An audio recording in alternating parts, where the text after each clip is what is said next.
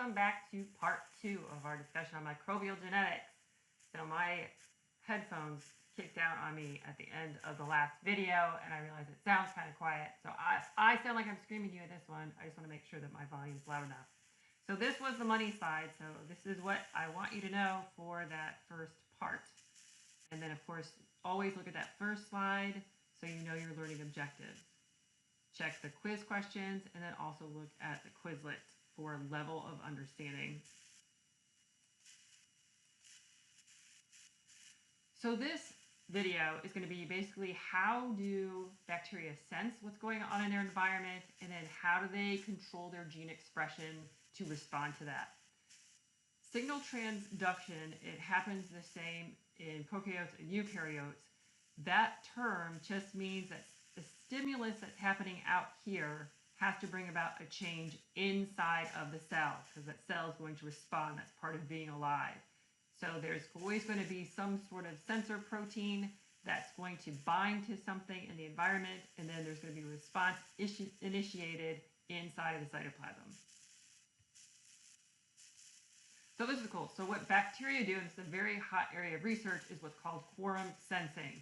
So it's sort of a way that bacteria in a populace, they can sense others around them. So that word quorum, it means the number of members of a group, of an organization that's required to be present for business to occur. So it's a legal term. So you have to have a quorum, like a certain number of people in a meeting to do something. So think about microbes. They're pretty small. And so they want to make sure that there is enough of them to have an effect. So that is the purpose of quorum sensing. So we're going to watch a great YouTube from one of the leaders in quorum sensing research. But we talked about biofilm production, in particular to Pseudomonas aeruginosa, and they'll only turn on those genes to make a biofilm when the quorum, enough members, are present. So let's watch. So now what we understand is that all bacteria can talk to each other. They make chemical words, they recognize those words, and they turn on group behaviors that are only successful when all of the cells participate in unison. And so now we have a fancy name for this. We call it quorum sensing. They vote with these chemical votes, the vote gets counted, and then everybody responds to the vote. And what's important for today's talk is that we know that there are hundreds of behaviors that bacteria carry out in these collective fashions. But the one that's probably the most important to you is virulence. So it's not like a couple bacteria get in you and then they start secreting some toxins. You're enormous. That would have no effect on you. You're huge. But what they do, we now understand, is they get in you, they wait, they start growing, they count themselves with these little molecules, and they recognize when they have the right cell number that if all of the bacteria launch their virulence attack together, they're going to be successful at overcoming an enormous host.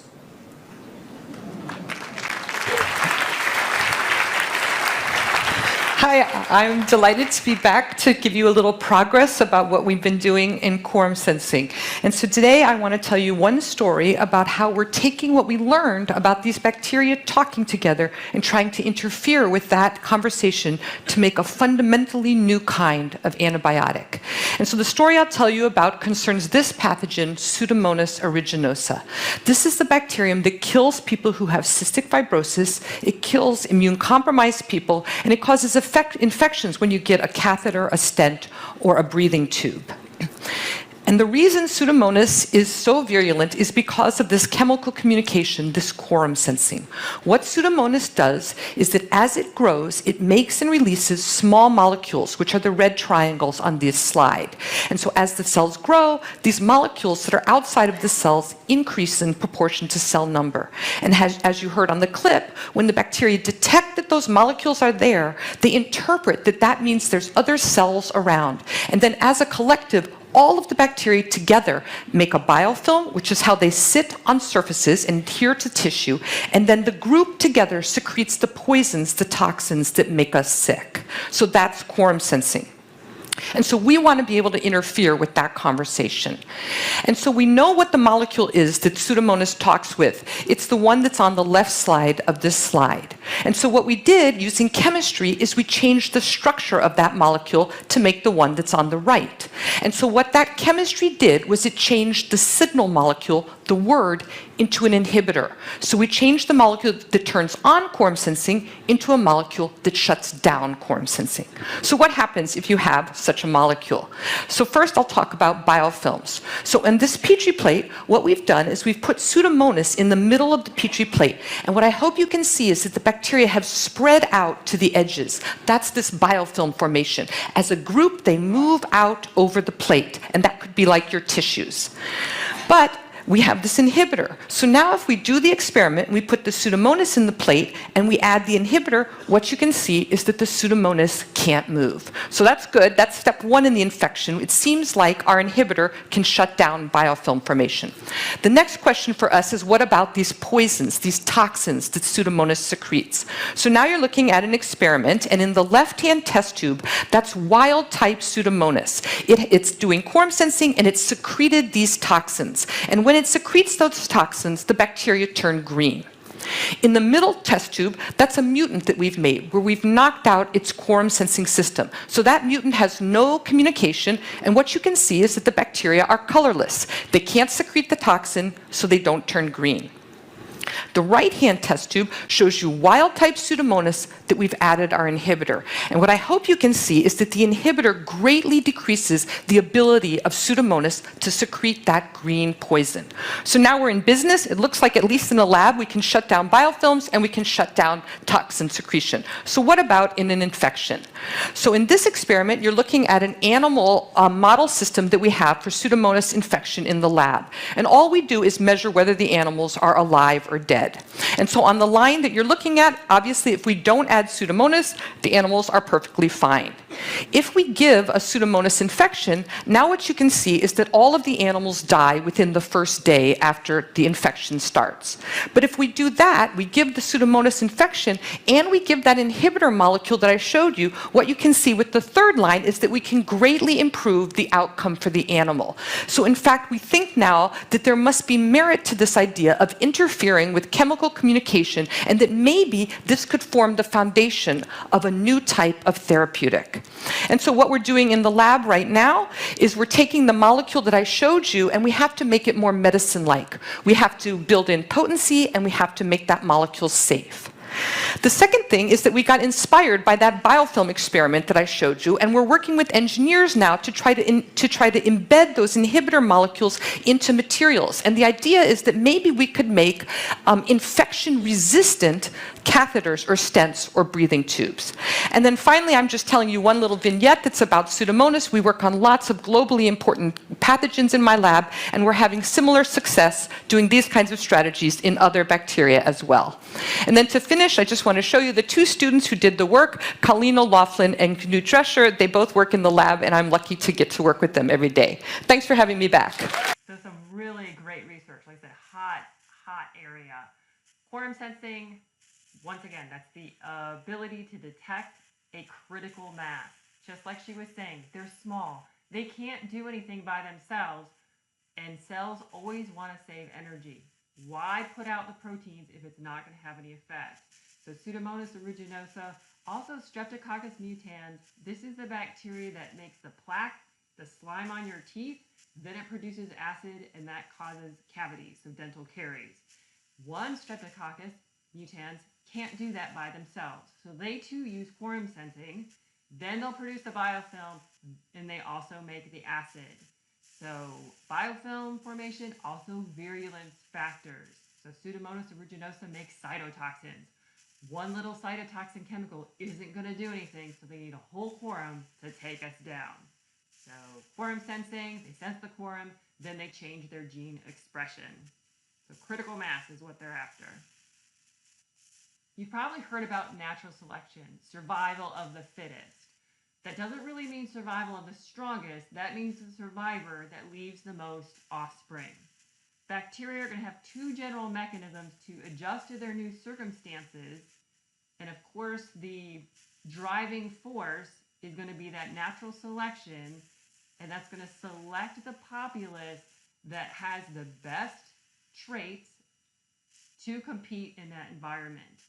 And how bacteria can compete or adjust to a new environment, if they've got the genes, they can just regulate their gene expression. So we're going to look at that for the rest of this video. But what can also occur is you can get genetic change or mutation, so little differences within a population that makes one of them more fit for that environment.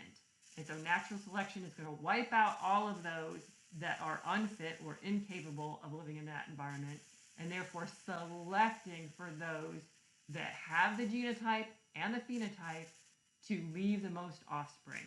So natural selection selects for those organisms. Remember when we saw this slide in adaptive immunity? We make antibodies to particular antigens, and then we leave behind memory cells. And so that's where we get our immunity from. And I said some organisms, in particular Neisseria gonorrhea, there's also Neisseria meningitidis that causes meningitis. They have the ability to vary how they look on the outside to our immune system. And I said that was like wearing a disguise. So this is going to be through gene regulation. So phenotype variation as a result of random, and I use that in quotes because they don't know what actually causes the switch or causes them to change exactly. They're working on that, another hot area of research.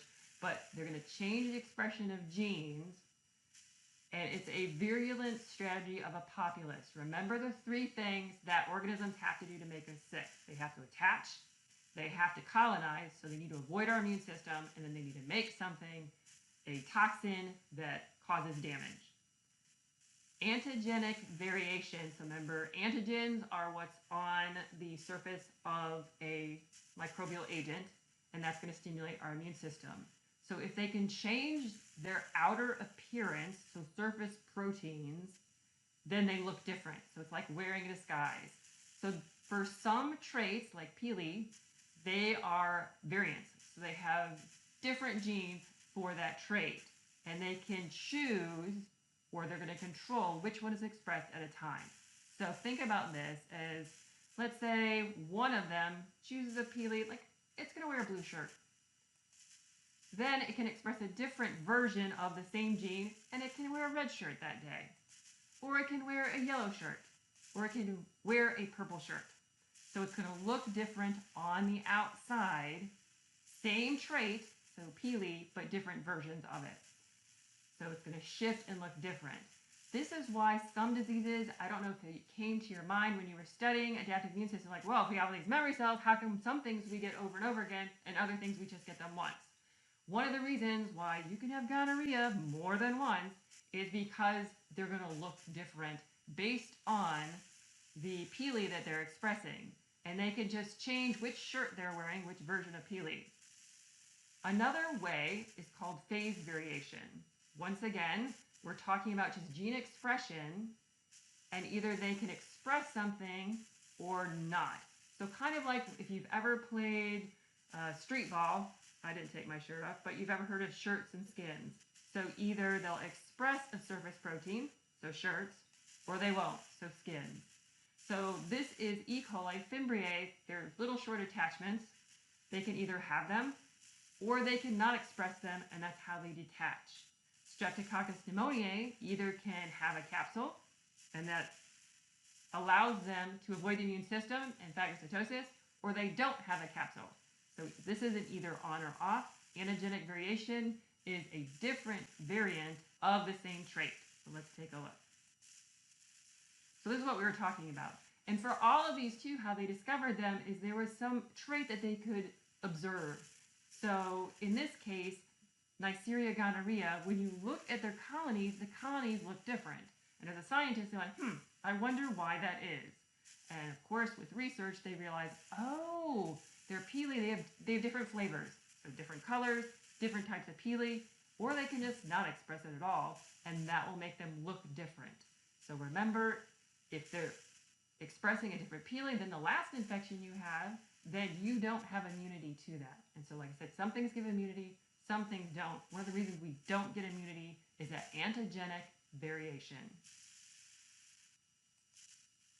We talk about phase variation. This is an on or off thing. So either they'll express it or they won't. So the example I gave you really simply, so either you can have fimbria or you don't have fimbria. if you think about it, if they have several genes that they can use their different phases, their little on-off switches. So let's say another one. This is talking about a surface protein. So like wearing pants or no pants. Flagella, Helicobacter pylori. Sometimes they have flagella, sometimes they don't. So like hats or no hats. So you can see that the more genes or traits they have in phase variation, the more variable they can look on the outside to our immune system. And so that's why, or one of the reasons, that you can have certain infections over and over again because they basically change the way their outside looks by different combinations in phase variation or different versions of it, like the different color shirts, for antigenic variation. Yep, they're sneaky, they're tricksy. They do that by regulation of gene expression. So now we're going to look at bacterial gene regulation. So prokaryote, so the bacteria and the archaea, what they do is they bundle their genes. We talked about polycistronic messenger RNAs, so we know we can get multiple protein recipes on one transcript. So many genes, one RNA transcript. So the operon refers to this coordinated set of genes and their control elements. So it's going to be regulated.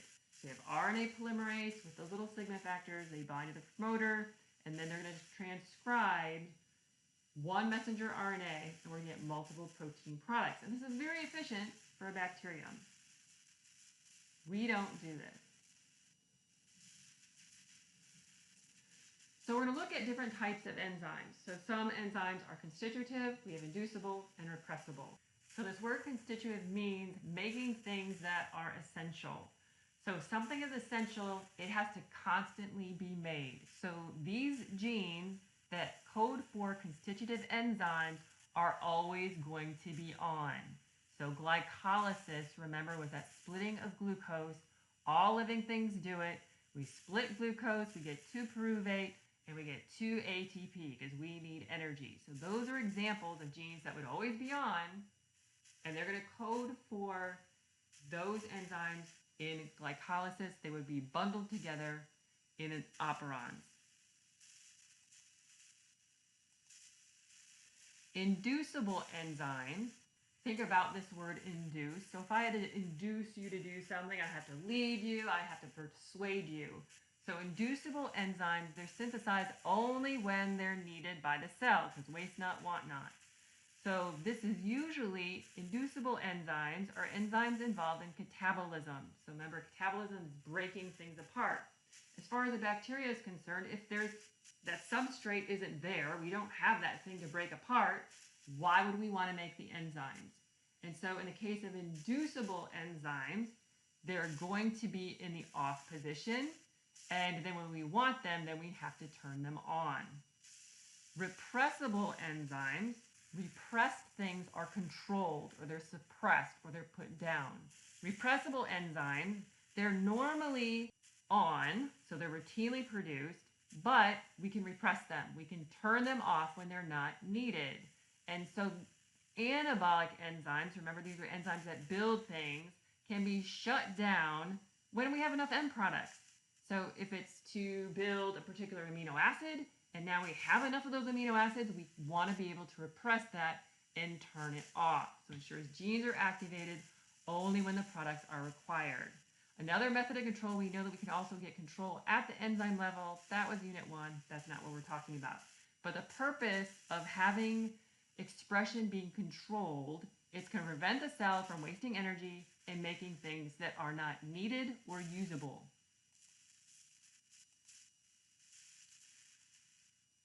So we have the promoter region, so it's going to be upstream from the gene. And so RNA polymerase binds there. To induce something, that means we're going to turn it on, remember? So these are enzymes that are normally off. How we turn a gene off is we have to block transcription. And so that is through repressors. And so the repressor is going to bind to a site called an operator, and it's going to sit there, and you can see it's in the way. RNA polymerase cannot make it. If we want to turn it on, persuade it, lead it, induce it, there's going to be that signal like, hey, the substrate is present, so we can go ahead and break it down. Then we're going to get binding, and then that repressor is going to get out of the way. And so we can induce and turn on that gene for that enzyme. Repression, in this case, it's on. So this gene, we've got RNA polymerase binding to that promoter region. That's that start. That's how it knows where to begin transcription. There's nothing in its way, so it's on. So this example would be for anabolism. So let's say this was an enzyme to make a particular amino acid. So now we have tons of amino acids. So that amino acid would then bind to a repressor. Now it was going to change shape and be functional. And then it would bind to the operator, and that would turn that gene off. So inducible enzyme, we have to induce them and turn them on. And then repressor enzymes, they're normally on, and we have to turn them off. So here you go. Constitutive enzymes, these are necessary. They're always going to be on. So great example, they're always going to be on, those enzymes of glycolysis. Inducible enzymes, they're usually off. So that means the repressor is sitting there on the operator. It's always active. We have to induce it. We're going to have to turn it on. And this is normally catabolic enzymes that break things down. They're going to be induced or turned on by that substrate. Like what kind of food is in the environment. Repressible enzymes, they need to be repressed. So they're normally on. That means that repressor is inactive. This is normally for anabolic enzymes, so enzymes that build things. And usually what is going to repress them is their end product. If they've already done their job, they think we don't need any more. And so then we would activate the repressor, and then we could turn it off and repress that enzyme. The whole point of expression and control is to save energy and cell resources. So let's look at the big example. It's also a rite of passage for microbiology students to study the lactose operon. So it is an operon, so it is a region of DNA that codes for multiple gene products, and the operon includes all the control regions. The lactose operon is a model for an inducible gene regulation because we are breaking down lactose. Remember, lactose is a sugar. And so the 3 gene products, and I'm not going to ask you that you have to know what they are, but gene A, gene B, gene C is how I put it. One is going to be a lactose permease that's going to bring lactose into the cell. Another is going to be a beta-galactosidase gene that is going to cleave that lactose into glucose and galactose. And then we have another gene and it just handles the toxic forms of lactose. So let's look and see. So repressors, we know there's proteins capable of blocking transcription. This is normally going to be blocked. So there has to be a repressor. The repressor is going to bind to this operator region. We know the promoter, that's where RNA polymerase binds. And then we're also going to add an activator site. And just like it sounds, an activator is going to induce transcription. Kind of like a little flag that says, hey, RNA polymerase over here. And like I said, it's polycistronic, and we have those 3 different enzymes needed to catabolize lactose. Let's watch. Many bacteria grow on glucose before they utilize other compounds, such as lactose, as a growth substrate when both are present in the medium. Transcription of the lactose operon is controlled by 2 regulatory proteins. The catabolite activator protein can bind to the activator binding site and facilitate transcription, and the lac repressor protein can bind to the operator site and block transcription. The catabolite activator protein can bind to the activator binding site only if cyclic AMP is bound to it. When glucose is present, the concentration of cyclic AMP in the cell is low. RNA polymerase cannot bind efficiently to the promoter, and transcription does not occur unless the catabolite binding protein is bound to the activator binding site. Therefore, transcription of the lac operon does not occur in the presence of glucose. In addition, if there is no lactose in the medium, the lac repressor binds to the operator site, and this blocks transcription.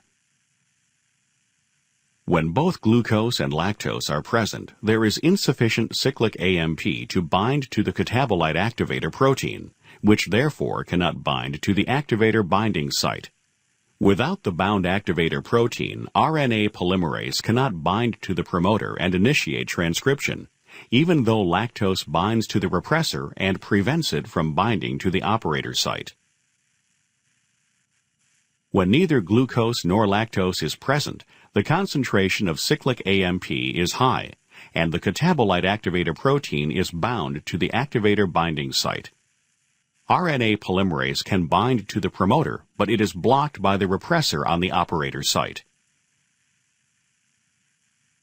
When glucose is absent and lactose is present in the medium, cyclic AMP is present and binds to the catabolite activator protein, which in turn binds to the activator binding site and facilitates transcription. Lactose binds to the repressor and prevents it from binding to the operator site. RNA polymerase can now bind to the promoter and carry out transcription. All right, so let's unpack that a little bit. So we have an operon. So this is, we have the control region and we have the coding regions for those three enzymes. Keep in mind, bacteria, everything would rather use glucose because you can get the most energy for less work. Other metabolites have to be converted or broken down into glucose, and then they go through glycolysis in either aerobic respiration, fermentation, or anaerobic respiration. So if there is no lactose, think about it, there's no point in making enzymes that can break down lactose, right?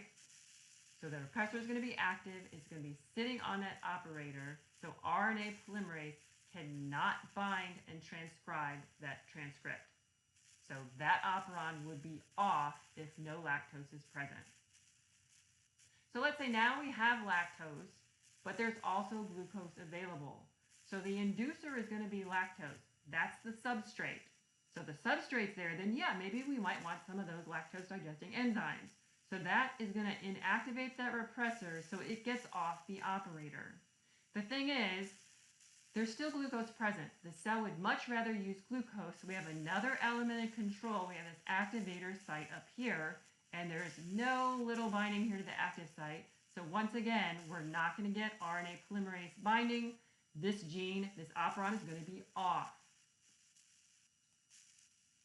So now we have lactose, so that's good. We have our substrate. So lactose is the inducer. The repressor is off.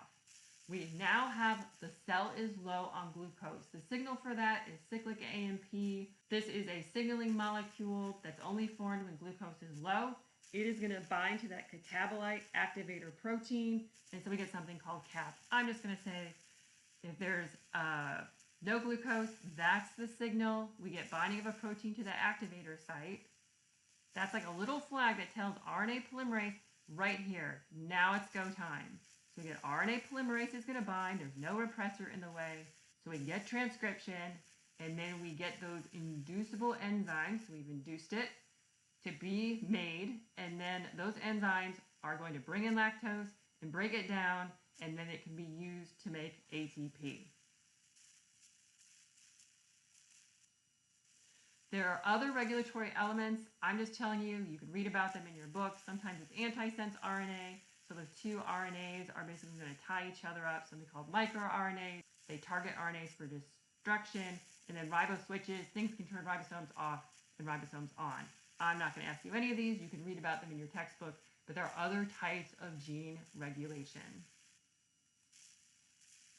All right, so we're going to stop there, come back for part 3 for genetic change.